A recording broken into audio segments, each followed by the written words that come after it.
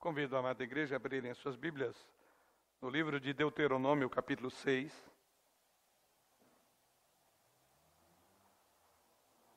Livro de Deuteronômio, capítulo 6. Vamos fazer a leitura a partir do verso de número 1. Deuteronômio, capítulo 6, a partir do verso 1. Assim nos diz o Senhor através da sua palavra. Estes, pois, são os mandamentos, os estatutos e os juízos que mandou o Senhor teu Deus, se te ensinassem, para que os cumprisses na terra a que passas para possuir, para que temas ao Senhor teu Deus e guardes todos os teus estatutos e mandamentos que eu te ordeno, tu e teu filho, e o filho de teu filho todos os dias da tua vida, e que teus dias sejam prolongados. Ouve, pois, ó Israel, e atenta em os cumprires, para que bem te suceda e te multiplique, e muito te multipliques na terra que mana leite e mel, como te disse o Senhor, Deus de teus pais. Ouve, Israel, o Senhor nosso Deus é o único Senhor. Amarás, pois, o Senhor teu Deus de todo o teu coração, de toda a tua alma e de toda a tua força. Essas palavras que hoje te ordeno estarão no teu coração. Tu as inculcarás a teus filhos, e delas falarás assentado em tua casa, e andando pelo caminho, e ao deitar-te e ao levantar-te. Também as atarás como sinal na tua mão, e te serão por frontal entre os olhos. E as escreverás nos umbrais de tua casa e nas tuas portas. Até o verso de número 9. Que o Senhor nos conduza por meio desta passagem ao ensino desta noite.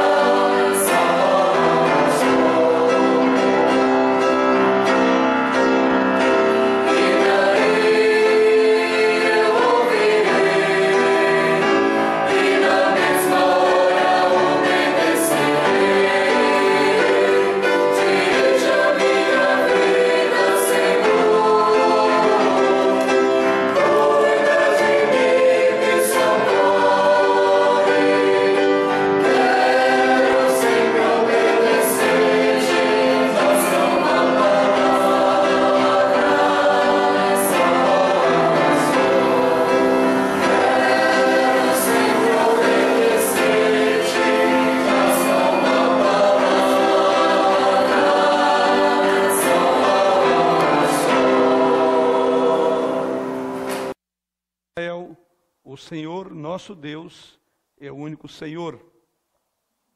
Verso de número 4.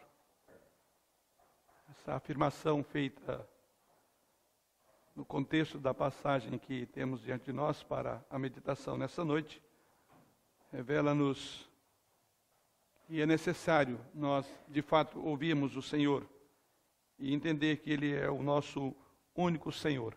Não há outro além dEle.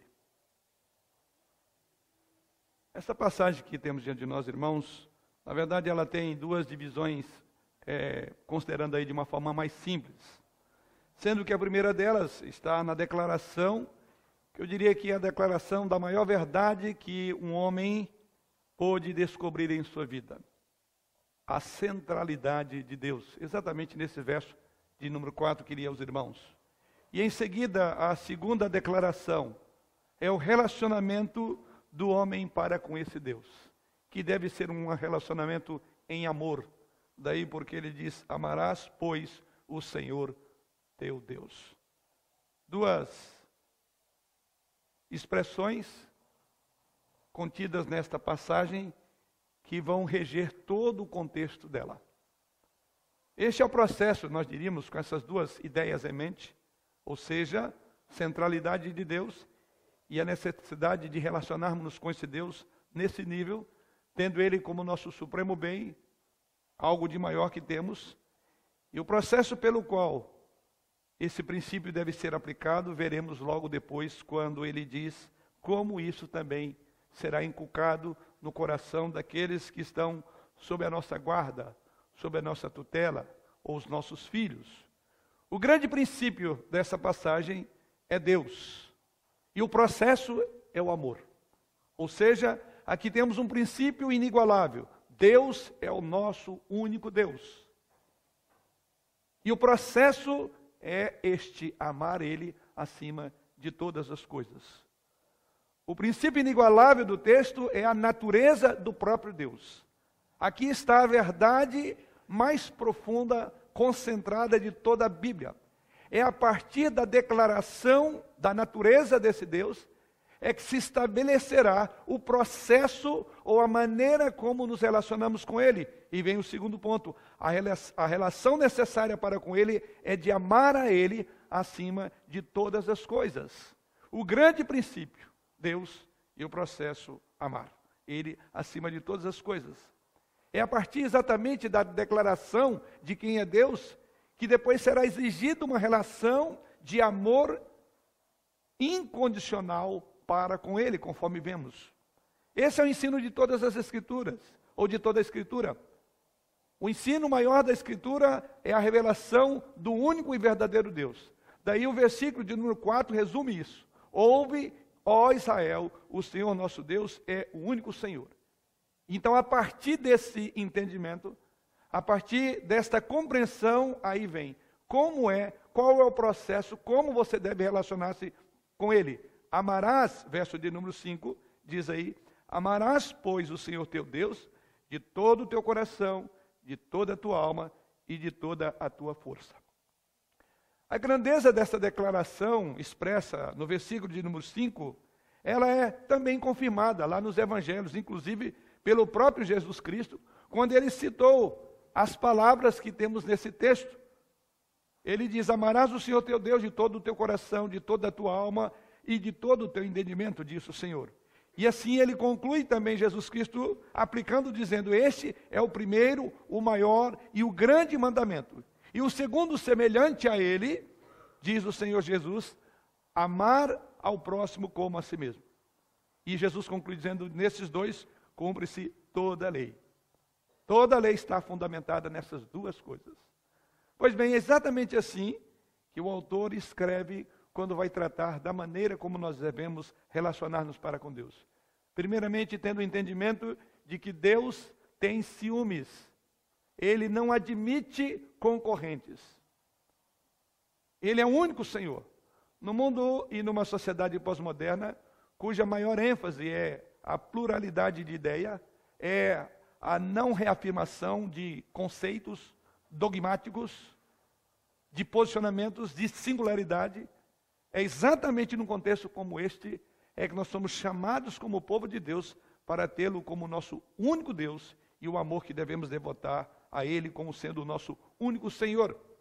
E no versículo 4, o Senhor diz, ouve, ó Israel, o Senhor nosso Deus é o único Senhor.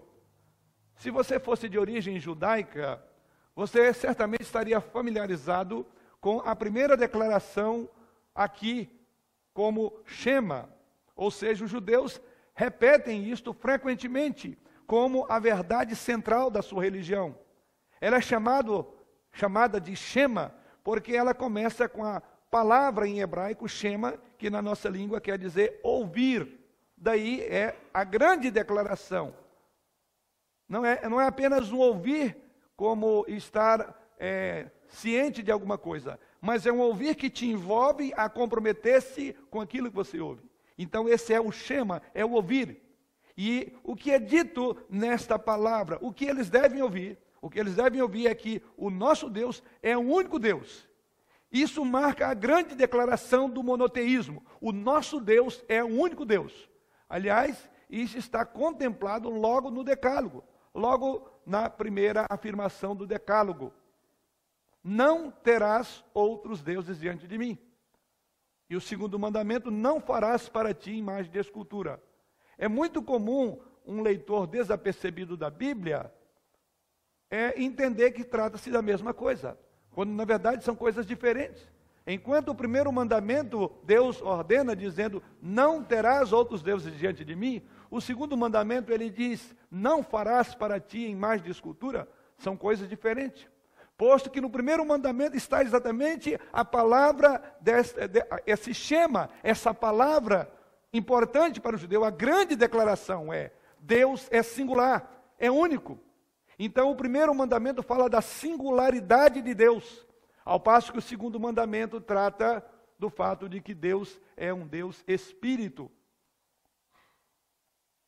Enquanto o primeiro mandamento fala da singularidade de Deus, o segundo fala exatamente que Deus é espírito, fala da espiritualidade. E é exatamente o primeiro mandamento que é lembrado por Moisés aqui. Ouve, ó Israel, o Senhor nosso Deus é único. Está referindo-se aqui o primeiro mandamento. E o contexto dessa passagem, na verdade, encontra-se no capítulo 5, quando há uma repetição do decálogo para o povo de Israel. E é aquilo que os irmãos podem perceber no capítulo 5. E logo depois de repetir esses mandamentos, então faz-se essa afirmação. Moisés afirma dizendo, ouve, ó Israel. Aqui trata-se de uma nova geração que entraria na terra da promessa. E essa geração agora estava sendo lembrado de todos os estatutos, de todos os mandamentos que o Senhor Deus havia dado aos seus pais. E antes que eles entrassem, mais uma vez, eles são relembrados. Por isso que aqui repete aquilo que já foi dito. O decálogo é exposto diante dos olhos dessa nova geração. E o que essa nova geração deveria afirmar-se é na compreensão de que Deus é o único Deus. Eles não poderiam ter outro Deus. Posto que exatamente por causa da transgressão do povo, do abandonar do entendimento de que Deus é o único Deus, que Deus fizera morrer todos os seus pais no deserto ao longo dos 40 anos. Pois bem, irmãos, há aqui uma grandeza nessa declaração. É o fato de que Deus é o único Deus. Este é o grande segredo por trás de tudo aquilo que veremos daqui para frente na própria Escritura. Atrás, eu diria, de cada exploração que o homem pode fazer, no domínio da ciência, da tecnologia, da psicologia, da sociologia, encontra-se a realidade última de todas as coisas, que Deus é o único e verdadeiro Deus. Eu diria que esta afirmação sobre a qual toda a igreja deve firmar-se ou fundamentar-se, e o mundo como um todo, cada estrada leva a esta afirmação. Toda exploração deve começar com esta afirmação. Ele explica a grandeza e a própria história da humanidade, o fato de que Deus é o único Deus. É por isso que as Escrituras dizem que o temor do Senhor é o princípio da sabedoria. É compreender isso, é a iniciação, é o princípio do saber. A única resposta adequada do homem a um Deus como este, então, vem agora no verso de número 5. Amarás, pois, o Senhor teu Deus. Esta expressão, pois, está ligada exatamente ao que foi dito.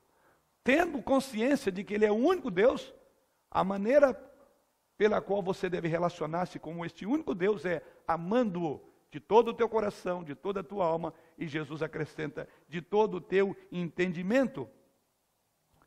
Se você ama a Deus, tudo o mais na sua vida cairá no devido lugar. Jesus Cristo disse isso, quando lá em Mateus capítulo 6, verso 33, ele afirmou dizendo: buscai, pois, em primeiro lugar, o reino de Deus e a sua justiça, e todas as demais coisas vos serão acrescentadas. Então observe bem que o entendimento de que Deus é o único Deus, isso coloca todas as coisas na sua vida no devido lugar. Esta é a chave para o viver bem, é amar a Deus. Esta é toda a história que resume todo o cristianismo. Toda a história fala do grande amor de Deus. A cruz, a sua ressurreição, a vinda do Espírito Santo para habitar na igreja, a própria pregação do Evangelho em todo o mundo. A crença nisso, o fato de crermos nisso, receber o Senhor em nossos corações, tudo está ligado ao amor de Deus por nós e o nosso amor a Ele. Tudo isto é simplesmente o caminho pelo qual Deus tornou possível obedecer a sua palavra. É através do amor a Ele acima de todas as coisas. Amar é uma necessidade intrínseca da nossa natureza, irmãos. Pela constituição natural, o homem foi feito para amar. Nunca existe um homem feito nessa terra que não ame alguma coisa. Por exemplo, coloque um prisioneiro numa cela ao longo dos anos e uma fenda que surge na parede da prisão ou do chão, e ali começa uma semente a germinar e ali aparece uma flor ou uma pequena planta, ele dedicará, ele amará aquela planta e cuidará dela. E se você tocar nela, é como tocasse nele. Várias histórias têm sido ditas de pessoas que, no ambiente da solidão, sempre procura encontrar alguma coisa para amar. O homem deve amar. Para isso é que ele foi criado. E sendo assim, o homem pode amar uma pessoa, pode amar uma coisa. Mas a grande tragédia da humanidade é que, sem Jesus Cristo, o coração caído do homem ama algo menos que Deus. Aquilo que o homem caído ama, em lugar de Deus, torna-se o Deus da sua vida. O homem deve ter um Deus, e é sempre o que ele ama supremamente passará a ser o seu Deus. O seu Deus, ou Deus de alguns, pode ser a riqueza, pode ser o poder, qualquer coisa menos que Deus, tem sido o objeto do amor, da afeição dos homens. Mas é maravilhoso saber que o Evangelho do Senhor Jesus nos ensina que é possível também amar a Deus. E é a partir do Evangelho, é a partir de Jesus que nós podemos amar a Deus. Essa é a razão central para viver a nossa vida. É a resposta que todos nós queremos, é de um amor. E se não buscarmos em Deus, em alguma outra coisa encontraremos, e isso passará a ser o nosso Deus, o nosso ídolo. E é exatamente para esse campo que o texto agora nos conduzirá. Amarás, pois, ao Senhor teu Deus de todo o teu coração, de toda a tua alma e de todo o teu entendimento. Uma certa ocasião foi perguntado a Daniel Webster, e a pergunta que fizeram a ele foi essa: qual é o maior pensamento que já entrou em sua mente?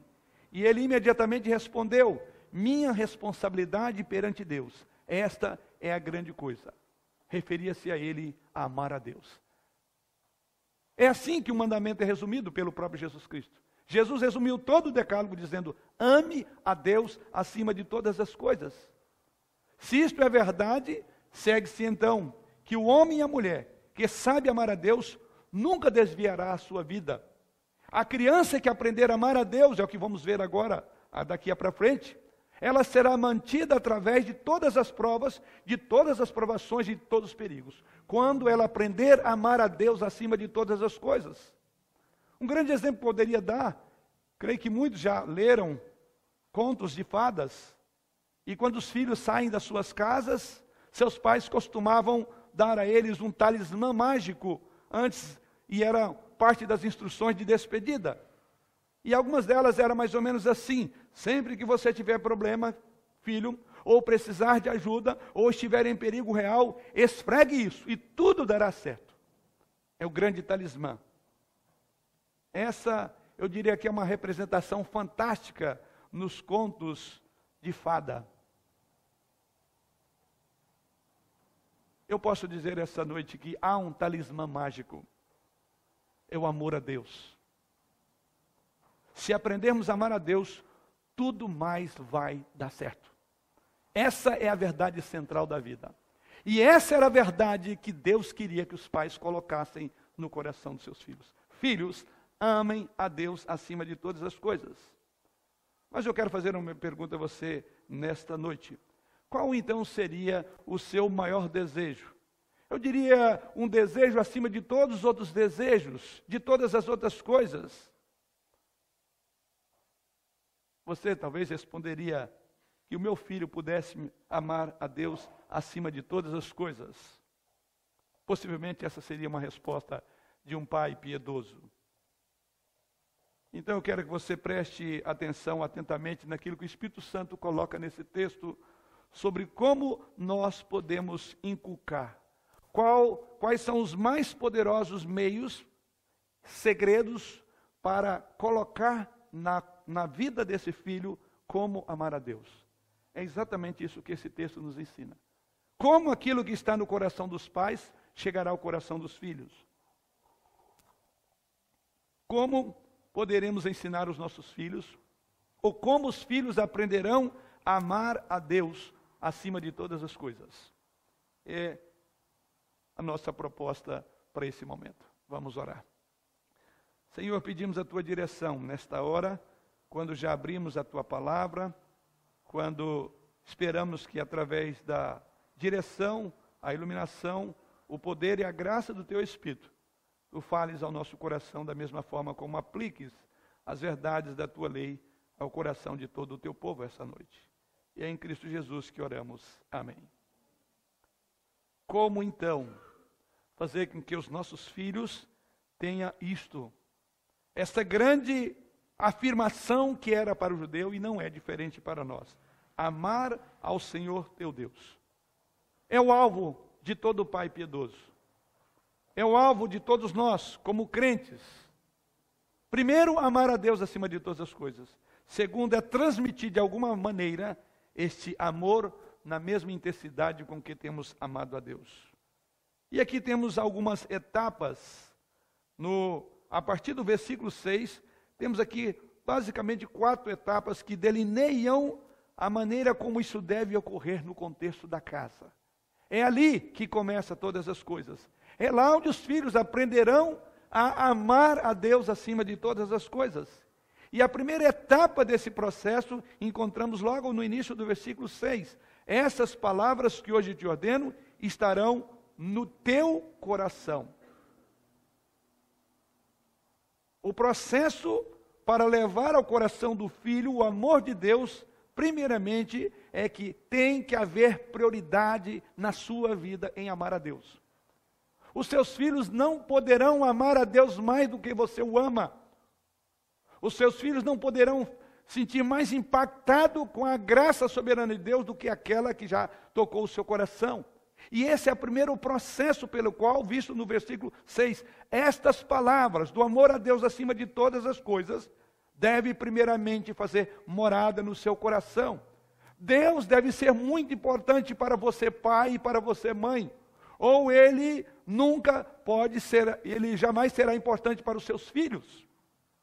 O seu coração deve estar certo. O coração aqui dito no texto é uma metáfora que reflete a vontade. A sua vontade então deve estar certa quanto ao amor a Deus. Eu não estou falando aqui do desempenho perfeito, do modo como você faz isso. Mas esse seu desejo de amar a Deus deve estar acima de todas as coisas. Certamente tanto eu como você estamos cientes do nosso fracasso quanto a esta matéria de amar a Deus e revelar isso diante dos nossos filhos. Então não estou me referindo aqui se você tem saído bem nessa primeira tarefa. Mas o que eu quero que você considere essa noite, querido pai, comigo, é: você quer amar a Deus de todo o teu coração? Esta é a coisa suprema da sua vida. Você quer amar a Deus e quer que seus filhos amem a Deus? Por onde isso começa? Por você. É a primeira etapa da aprendizagem ou do ensino, considerando nós como pais. Não há como pular essa etapa.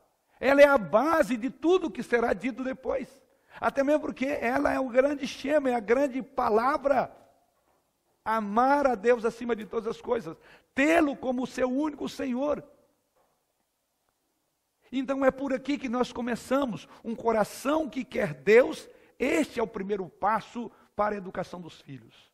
Os nossos filhos precisam ver um coração apaixonado por Deus, envolvidos com Deus, um coração que ama a Deus acima de todas as coisas. É a primeira etapa. E como disse, eu sei que você quer que seus filhos amem a Deus acima de todas as coisas. Mas pense, primeiramente você precisa amar a Deus. Mas há um segundo passo, há uma segunda etapa nesse processo de ensino. Ele depois diz na sequência: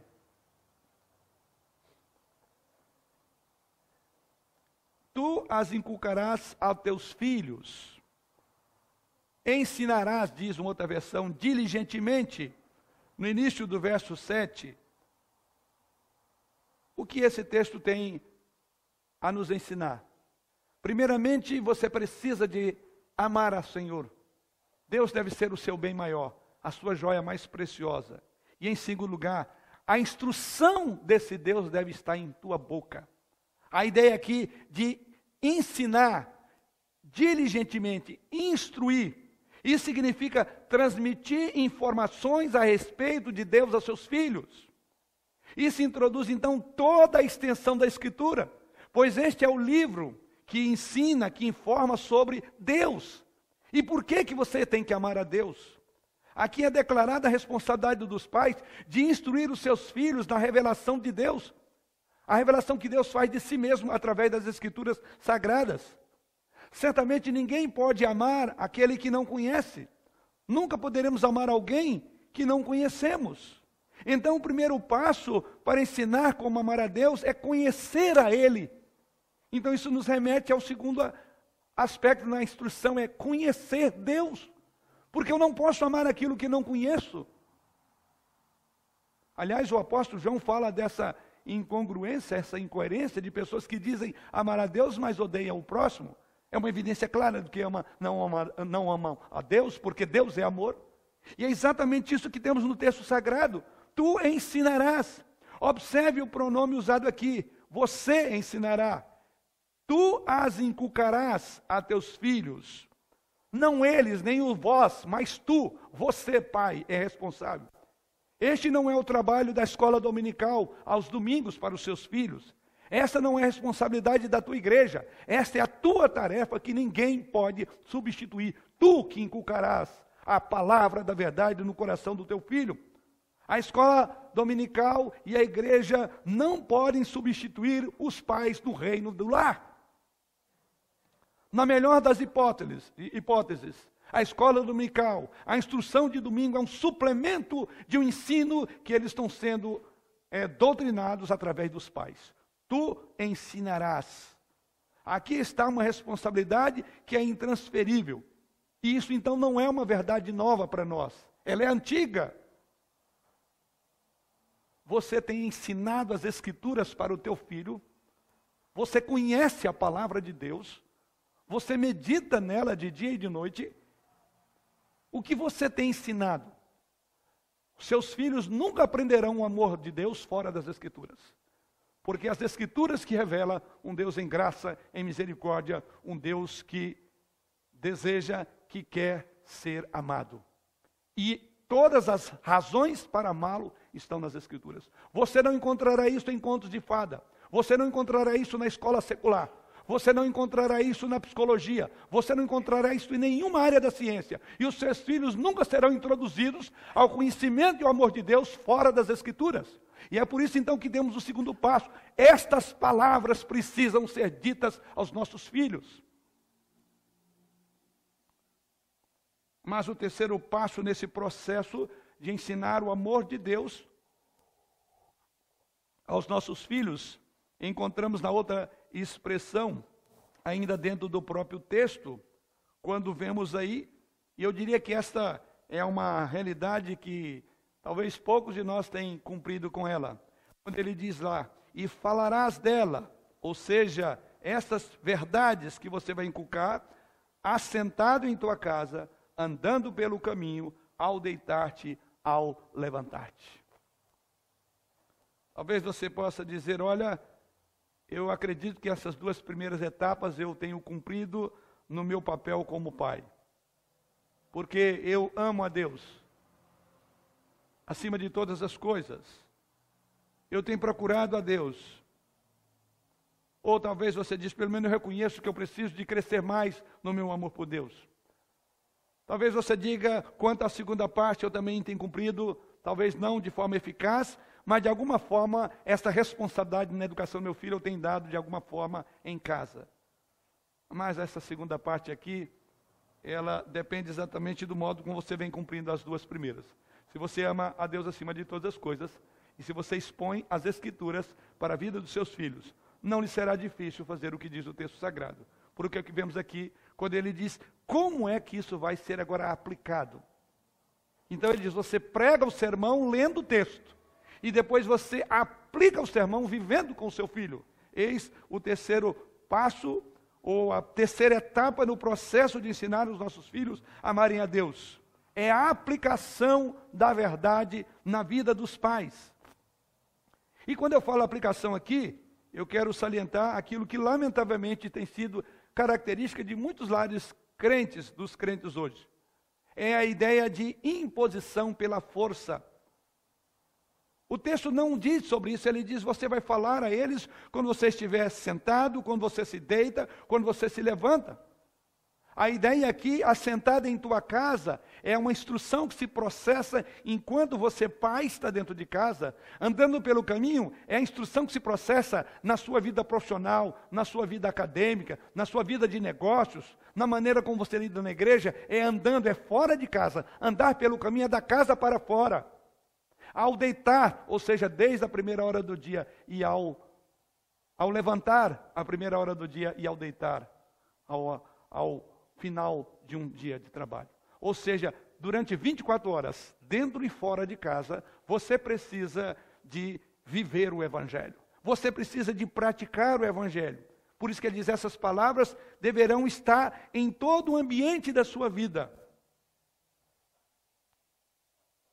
O que as Escrituras dizem é, fale sobre essas coisas. Desde o momento em que você se levanta, que você anda pelo caminho, no momento em que você chega em casa, no momento que você sai de casa. Isso não significa que você então tem que aproveitar toda e qualquer ocasião para dar aquilo que os filhos chamam de lição de moral ou sermão. Não é isso que o texto diz. Isso significa naturalmente que a verdade de Deus deve relacionar com tudo o que está na sua vida. E o desafio para nós pais é exatamente isso. É encontrar sempre oportunidades em andar, em levantar, em deitar, ao sair, sempre oportunidades para falar ao seu filho. Você deve viver a instrução que você prega para os seus filhos. E é exatamente isso que o texto diz aqui. Quando a palavra do Senhor nos ordena que nós devemos fazer isso andando desta forma, devemos então falar dessas coisas, vivendo-as no nosso dia a dia. E é por isso que o texto sagrado nos diz, é uma maneira de inculcar. É o ensino mais profundo, mais contundente.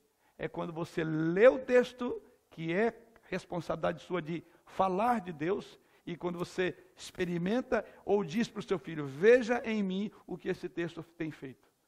Veja o poder dessas palavras, filho, que ela tem causado na vida do papai e da mamãe. É exatamente isso que o texto nos ensina. Fale sobre essas coisas, porque não somos orientados a impor. Lamentavelmente, temos visto muita imposição nos lares. Eu diria que tem sido muitas vezes até um aspecto desconfortável na vida de muitos filhos, quando os pais vivem aquilo que não ensinam, ou ensinam aquilo que não vivem. Tem que ser exemplos. O próprio Jesus Cristo foi um exemplo maravilhoso de tudo aquilo que ele ensinou. Leia, por exemplo, nos Evangelhos e você verá que Jesus Cristo usava de todas as ilustrações, na vida prática, uma maneira de inculcar a verdade bíblica, ou a verdade de Deus no coração dos seus discípulos, de todos aqueles que aproximavam dele. Poderia dizer que nesse contexto, lamentavelmente, por muitos de nós não vivemos aquilo que temos ensinado em casa, muitas vezes tem se tornado o maior inimigo da fé real na igreja ou no filho, tem sido aquele momento chamado de devoção, de oração, culto doméstico, momento de devocional. Porque é o momento onde, naquele instante, se percebe uma linguagem bíblica, piedosa, para a instrução dos filhos. Mas terminou aquele momento, toda a vida não se traduz mais em piedade. Não é andando pelo caminho, não é ao sentar, nem ao deitar. O altar da família, muitas vezes, tem sido compartimentado da fé e do amor. É aquele momento de oração, de devoção, bem pontual. Saiu dali, as coisas voltam como antes. E é por isso que alguns têm dito que o inimigo da fé real tem sido, muitas vezes, o momento mais importante de uma família, que é o momento da adoração, onde os filhos veem a incoerência, inconsequência da educação que estão tendo naquele momento dos pais que não cumprem com aquilo. Mas há um quarto e último passo nesse processo, que é a autoridade do lar. E o texto sagrado diz: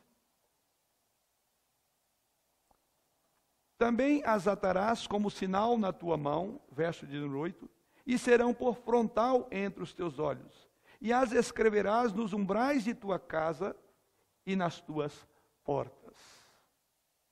A quarta maneira é um lar que tem autoridade. E as atarás como um sinal na tua mão. Não tome essas palavras no sentido literal do texto, como os judeus fizeram. Eles realmente fizeram pequenas caixas e colocavam essas porções da Escritura, muitas vezes amarrado no braço, na sua mão, outras vezes na testa, ali entre os olhos. Não é isso que o texto ensina quando é dito aqui.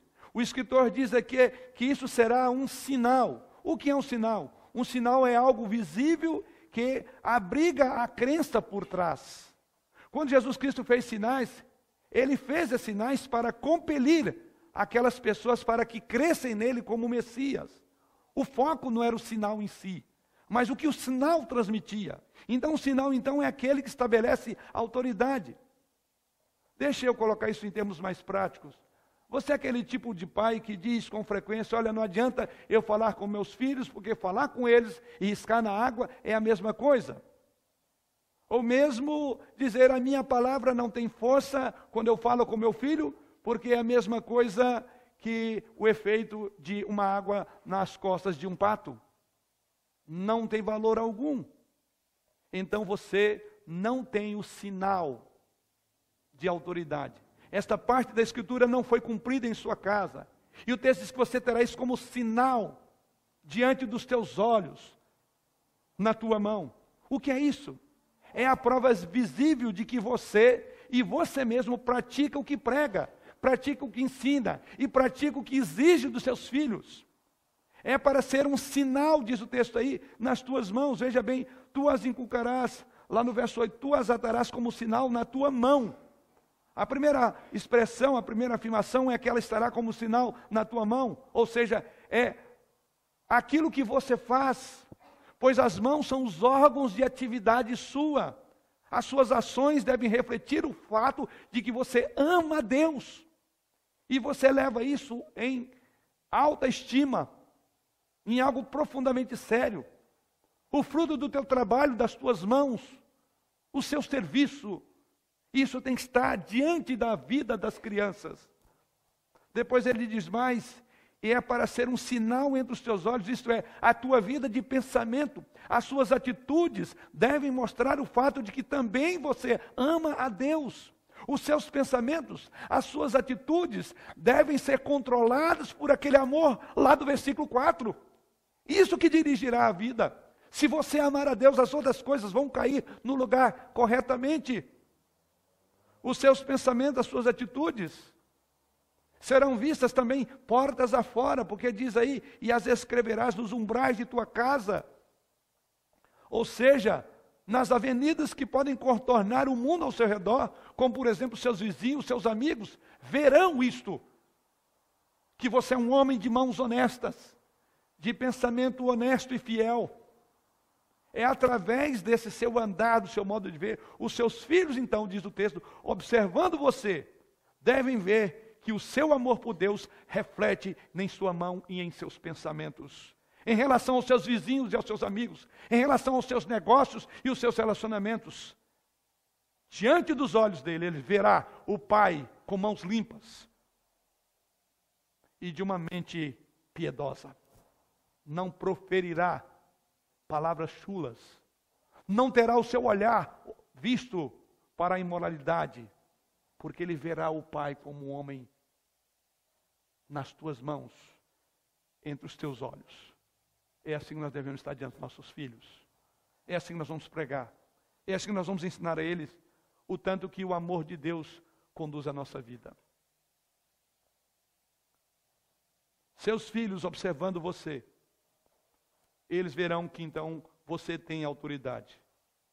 E se você não tiver autoridade nessa área, você não terá autoridade em nenhum outro lugar. Nenhum outro compartimento da sua vida você encontrará autoridade, senão desta forma. Se esta não é a sua autoridade, você não poderá buscar outra. Esse é o nosso maior problema. É o fracasso aqui que nos faz tentar reforçar a nossa autoridade decaída por meio de controles rígidos, por ameaças terríveis, ou pela mendicância, pela impotência chorosa que os pais quase ajoelham para que os filhos façam as coisas. Pais que não têm autoridade, que têm que comprar o filho, que têm que adular o filho. São pais que não têm, como diz o texto, que os filhos não veem no frontal dos olhos e nas mãos um pai com autoridade. Mas a nossa obediência visível deve ser a base da nossa autoridade para ensinar em casa. Você sabia que esta é a base da autoridade que Jesus Cristo reivindicou para si? Quando ele diz aos judeus que estavam questionando a sua autoridade, ele diz: se eu faço as obras de meu Pai, então não me credes nisso? Você tem escutado a minha palavra? Vocês têm ouvido o que eu tenho feito, falado e feito? E não concorda com o que estou dizendo? Então você não crê em mim. Mas se as palavras que vos falo e a autoridade que eu revelo vêm do Senhor, então vocês devem crer em mim. Quantos de nós aqui atreveria a dizer isso em sua casa? Não crê em mim, porque se as minhas palavras não forem condizentes com o que eu falo. Mas esta é a base da autoridade real que nós pais devemos ter. Autoridade da obediência aos princípios do Senhor. Se você tem isso, você não precisa de nenhum outro tipo de autoridade. Você não precisa de usar linguagem falaciosa, de chantagem, de bajulação, de mendicância do filho. É a autoridade que se vê no pai. Faz com que o filho reverencie isso, porque ele vê no pai que ele ama Deus realmente. Isso deve estar diante dos olhos dos filhos. Os nossos filhos serão aquilo que nós esperamos que eles sejam, à medida que nós formos aquilo que Deus quer que sejamos. Do contrário, jamais poderemos educá-los segundo o temor do Senhor. E o texto sagrado no verso 9 diz: e as escreverás nos umbrais de tua casa e nas tuas portas. Nas portas da tua casa, para que toda a família saiba. Nos teus umbrais, para que os vizinhos também saibam. Em que a sua casa, o seu lar, é diferente do seu vizinho, por exemplo, o ateu que mora ao seu lado. É preciso que as nossas casas sejam casas onde, no contexto do bairro que vivemos, possa se dizer: ali é uma casa de crentes. Ali há uma família que é da igreja tal. Você é conhecido, qual é a referência que usam quando vão tratar ou falar sobre você no seu bairro, na sua rua? E não pense que as pessoas não percebem. Já moro vários anos na região aqui da nossa rua ali. E uma ocasião alguém estava procurando e conversando ali numa região. Abriu um comércio naquela região. E alguém perguntando sobre pessoas daquela área de moradia ali. E alguém falou: ali é a casa de um pastor. É o pastor da igreja. Talvez o irmão diga, bom, ele sabe o que ele vê sempre saindo de terno, de gravata, indo com Bíblia aqui e ali. Mas não me refiro tanto a esse estereotipo que tem de um pastor de terno e gravata. Mas eu não sou pastor só no domingo, quando estou de terno e gravata ou quando eu venho à igreja. Eu compro no mercado, eu ando pelaquela região, eu falo com pessoas daquela região. Eles sabem que tem alguém que tem temor de Deus. Não sabe nem o nome, mas sabe, ó, ali tem uma pessoa que é crente. Assim é de cada um de nós.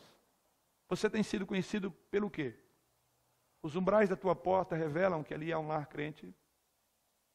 Cada aspecto de sua vida, cada relação com seu filho, cada decisão que você toma dia a dia deve ser permeado por esse mandamento. Ou seja, ame o Senhor teu Deus de todo o teu coração, de toda a tua alma e de todo o teu entendimento. E assim você estará pronto para, então, fazer com que essas palavras que Deus ordenou, como diz o verso 6, também estejam no coração dos seus filhos. Então, o grande eixo do capítulo 6 é o versículo 4. Ouve Israel, o Senhor nosso Deus é o único Deus. Tendo o nosso Deus como único Deus, não será difícil amá-lo, porque reconhecemos que Ele é maior do que todas as coisas. E por isso deve ser amado de todo o coração, de toda a alma e de todo o entendimento. Para concluir,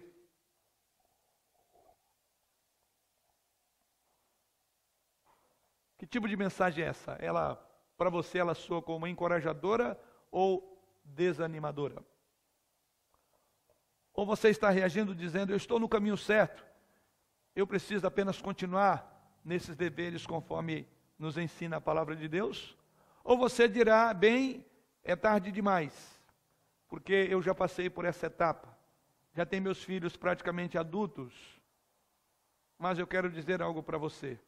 Não importa em que etapa você está nessa mensagem dessa noite, não importa como esta mensagem encontra o seu coração esta noite, nunca é tarde para começar. Comece bem aonde você está. Não há necessidade, querido pai, querida mãe, de olhar para o passado, num sentimento de arrependimento sobre o passado que você não fez bem, essa lição de casa.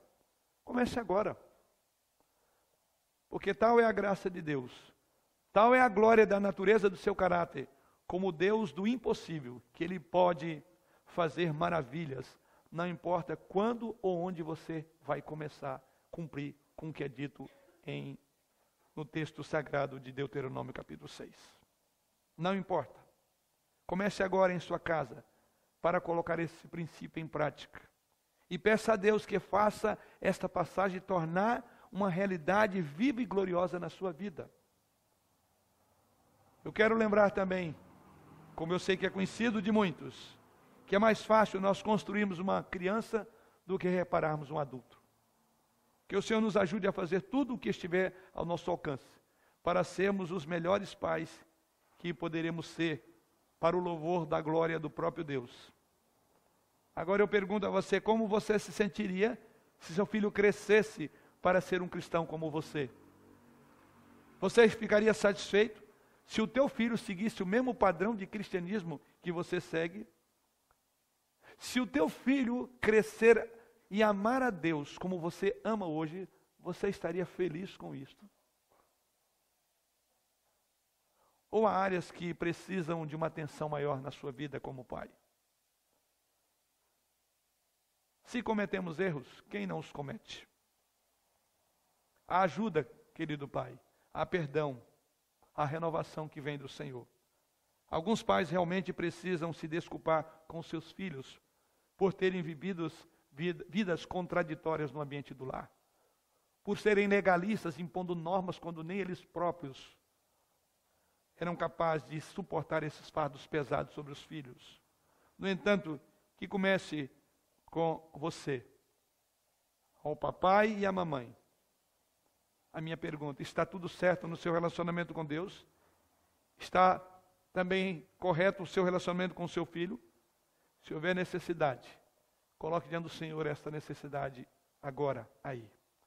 Fale com o Senhor, porque nunca é tarde.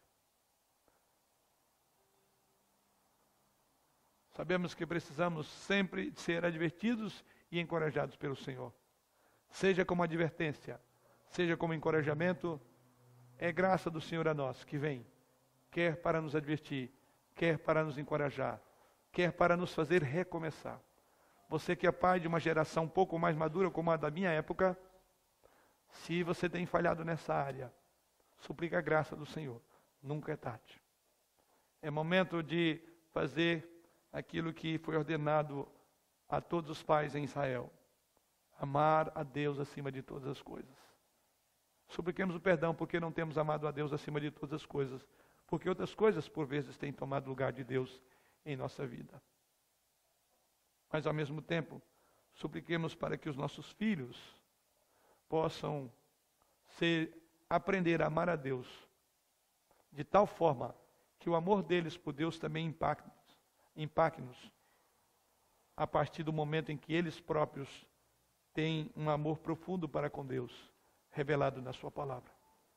Que Ele assim nos abençoe. Amém.